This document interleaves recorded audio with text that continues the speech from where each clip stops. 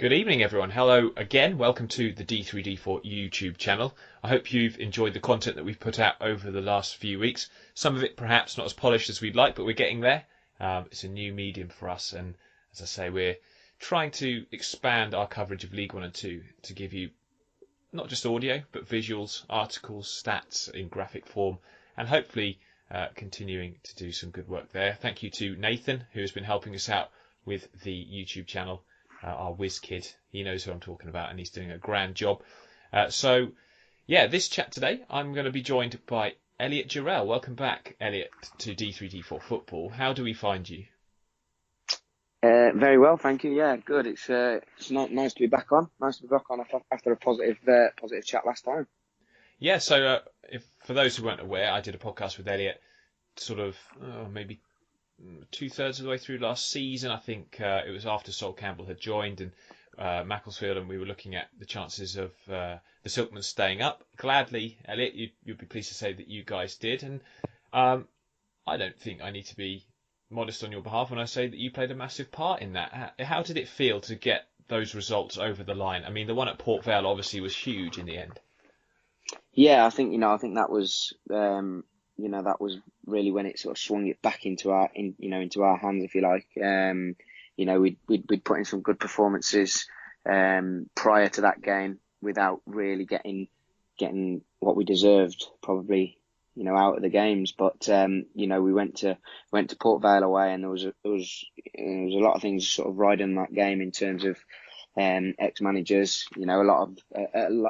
A few of us had sort of played for that manager who was managing Port Vale at the time. So it was a bit of a strange affair, really. But yeah, we went there full of confidence, and it probably wasn't one of the best games of football to watch. It was wet, it was windy. But we came away with what turned out to be a massive 3 points, and yeah, like I say, that sort of set us on the way to getting what I believe that we would do from a long way away.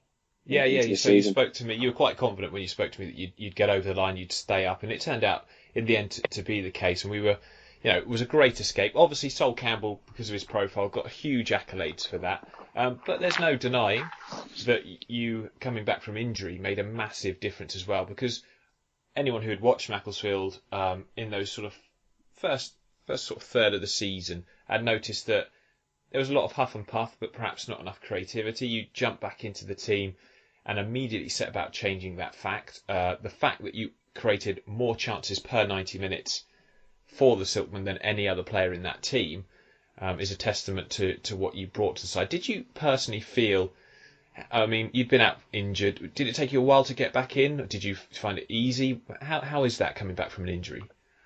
Yeah, I mean, generally it can be quite tough, coming back from an injury, especially when you're sort of in uncharted territories in terms of that was the first time that I played at that level.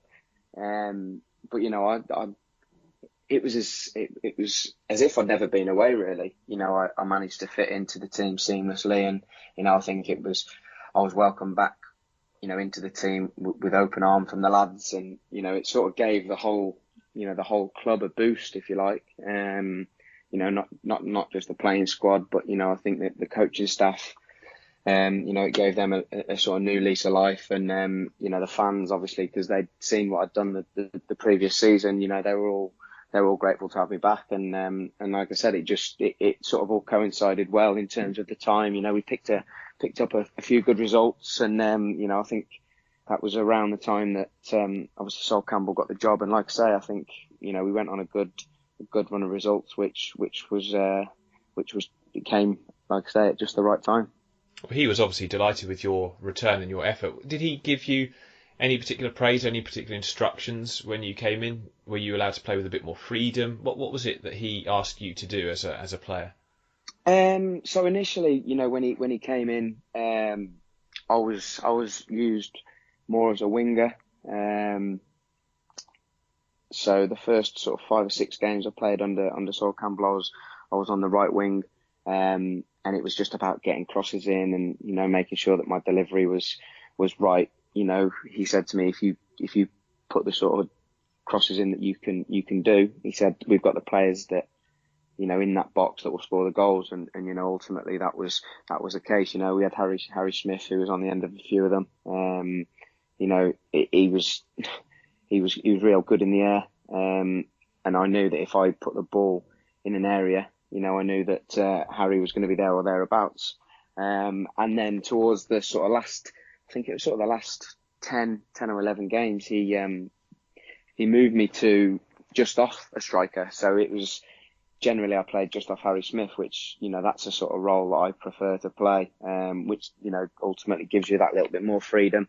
And I really thrived on that. I think I got quite a few assists, and I actually, I got I nicked a few goals as well, which is obviously part of my game. That's, that I've done quite frequently. Not only do I like to create chances, but I like to score goals as well. So for him to move me into that number 10 role, it was quite refreshing, having played a big part on the wing. Yeah, it was great. It was a great end to the season, and fantastic for the fans who'd probably felt at one stage that it was all over. I mean, you hadn't done well under Mark Yates. The team looked like it was certain to go straight back down. But yeah, it was a wonderful turnaround. However, it must be said, in a time of club crisis, taking the forefront in the lower leagues with Bury, Bolton, Coventry, all with problems, Macclesfield were one of those sides that maybe went slightly under the radar due to the severity of issues elsewhere, but they were not without their problems. And unfortunately, you were one of those players, along with a few of your colleagues, who were affected by that. Just tell us a little bit about what happened and how that all transpired, because the mind boggles by some of the statements that the club have since put out to social media. Yeah, so obviously, like you said, it's fairly well documented that there's a couple of clubs that were in more financial issues than Macclesfield were, but as you rightly said, there was plenty of issues that we had of our own last season, and it was tough. I think there was the majority of the months after sort of Christmas time, I think our wages were late, and I know it's not a big issue, and fans sort of think, oh well, you're getting paid to do something that you love, and as right as they are, ultimately we rely on those wages, to pay our mortgages and cars and feed our children. So it was tough. We had to sort of go out and try and stick to the job in hand, as well as we could with those issues going on. And I understand, and I know how some of those players must have felt at Bury and Bolton. I think it was a little bit different for Bury, because they were in a similar situation to we were the season before. They were flying high, and I think if they'd have sort of taken any action on the pitch, it probably would have affected the final outcome of where they finished the league. Yeah. And ultimately, as a player, you don't sort of want that. I briefly said then, we had a similar situation the season before, and it was only the last sort of 2-3 months of the season when we got promoted from the conference. But those sort of financial issues started to creep in then. But as a squad, we got together and we said, if we do start to let it affect us on the pitch, we're probably going to miss out on what we knew that we were capable of achieving. So you just have to sort of dig in and keep battling, if you like, and hope that things that you can't control can be resolved. And thankfully now, I think all those things are resolved at Macclesfield, and obviously I don't think we can say the same for the other clubs, but fingers crossed they can be resolved, and every football club in the football league can keep trading. Yeah, let's hope so, because it's a really, really sad situation what's happening at Bury and Bolton. Phil Parkinson obviously resigning from his position earlier this week. I mean, what stoicism he has showed in the face of adversity. What I would ask as well is, with all these issues off the pitch, how did Sol Campbell cope with it? This is his first role as a manager. What did he say to you guys to make you kind of focus not on those problems? It must have been very hard for him, but he kept a good, enthusiastic, feel about the training, about the training ground, which was the most important thing ultimately. If he'd have been down and doom and gloom at training, we probably wouldn't have got out of the situation that we found ourselves in. But he was always enthusiastic. He, regardless of results, that we picked up, he was always ready for work. When we were working, and we were putting in, proper graft on the training pitch. And like I said, ultimately that sort of shone through, and his character in training, and on the sideline. Like I said, that probably gave us a little bit extra. And as well as that, obviously, his stature in football. I think I touched upon it before when we did the podcast. There's not really many other managers, certainly in below the Premier League, with stature of his caliber. So to work under somebody like him, it was it was good, and he gave us bits that he'd used in his career that we were able to use, certainly for the last couple of weeks of the season. And like I said, ultimately we got rewarded with what we knew that we were capable of doing. Yeah, staying up, brilliant. Well, obviously he had the tactical nous as well, because he moved you to a position where you then created more chances than any other player on the pitch. You put in more key passes. Those passes, of course, defined as ones that go to players in goal-scoring positions or basically split open defences. I mean, you clearly thrived under him. It just seems such a shame that the club had these issues with wages. I mean, at some point, did they stop paying you entirely? Because obviously there was all this stuff that we've read on in articles and stuff about the fact that you guys were at least due 2 to 3 months' pay at one point.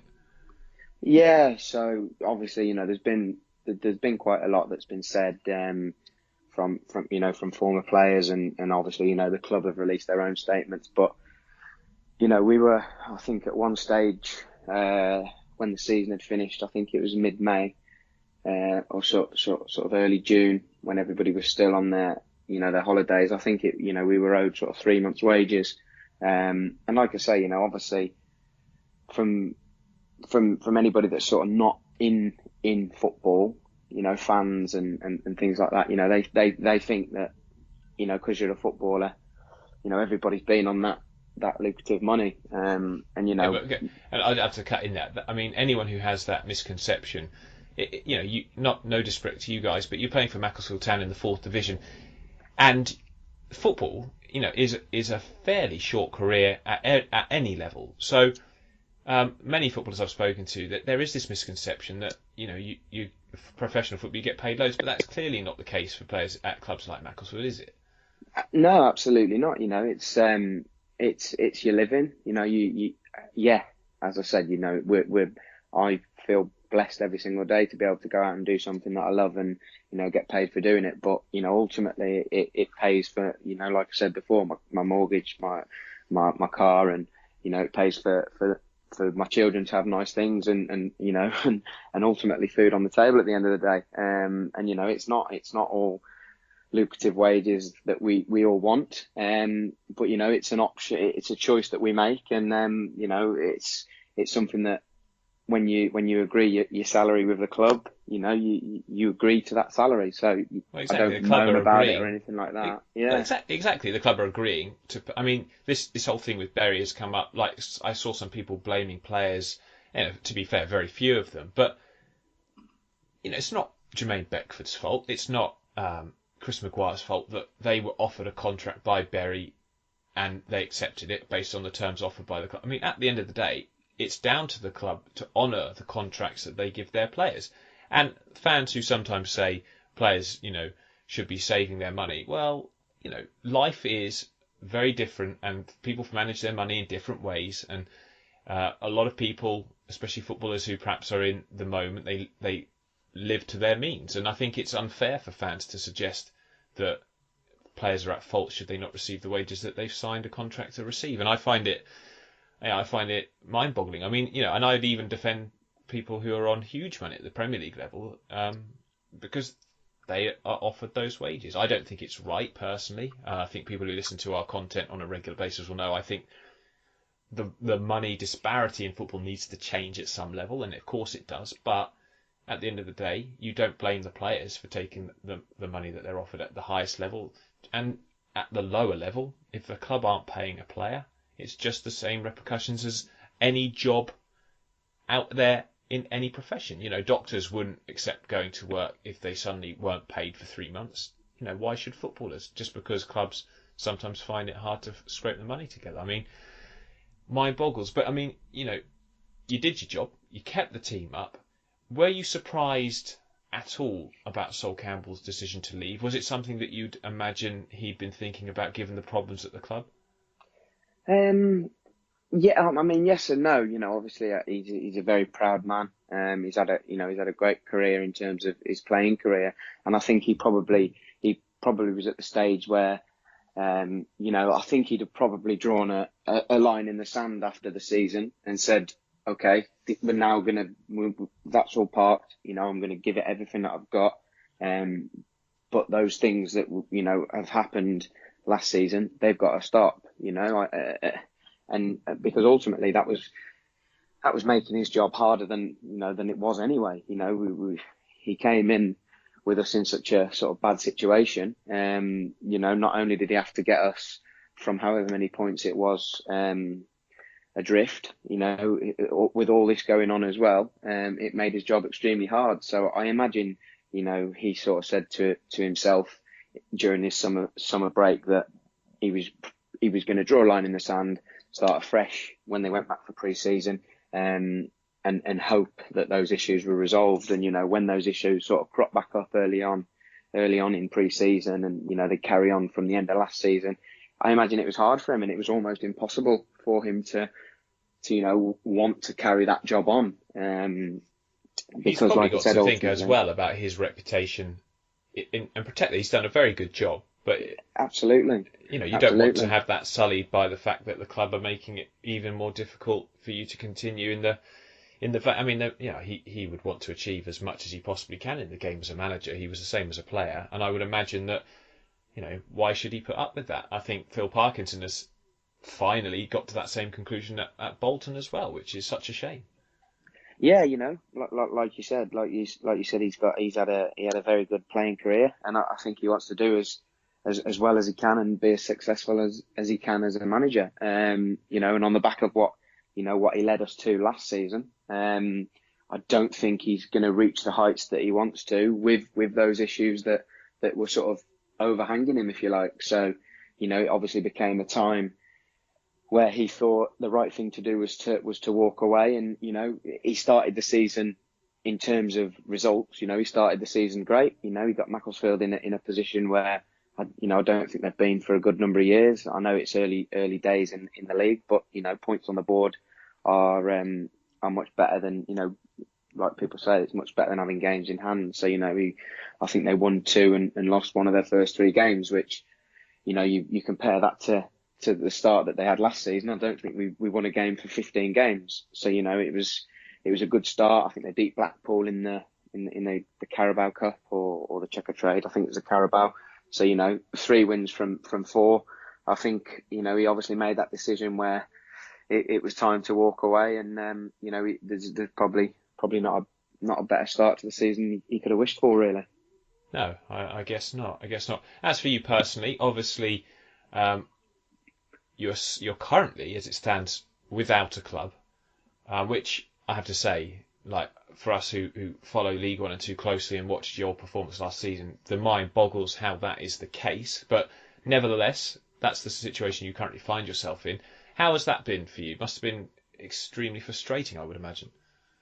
Yeah, frustrating, strange. It's the first time I've been in this situation. But obviously been in football for a long time. I know players that have been in this situation before.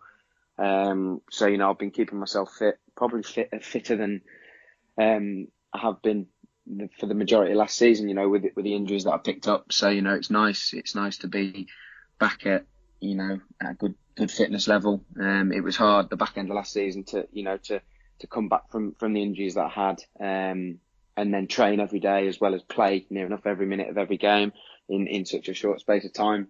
I think the break did me good. It recharged my batteries and I came back refreshed. So yeah, I'm just waiting for the call now and waiting for the right club to come, and I'll be looking to hit the ground running as soon as I do sign on that dotted line for whoever it is.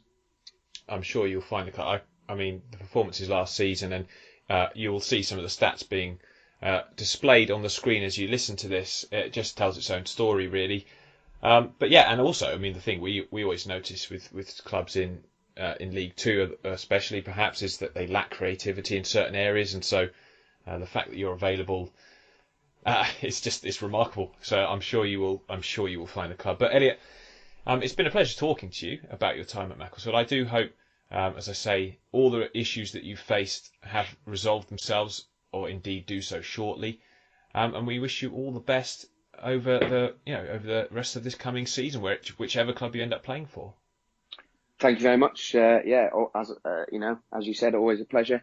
And yeah, thanks for having me on again. Look forward to speak to you soon. Yeah, absolutely. That's Elliott Durrell, people. A fantastic man, fantastic footballer, extremely talented, and ever patient with what he's been through. So thank you to Elliott for coming on. If you've liked this content, please give it a like. Please subscribe to this channel.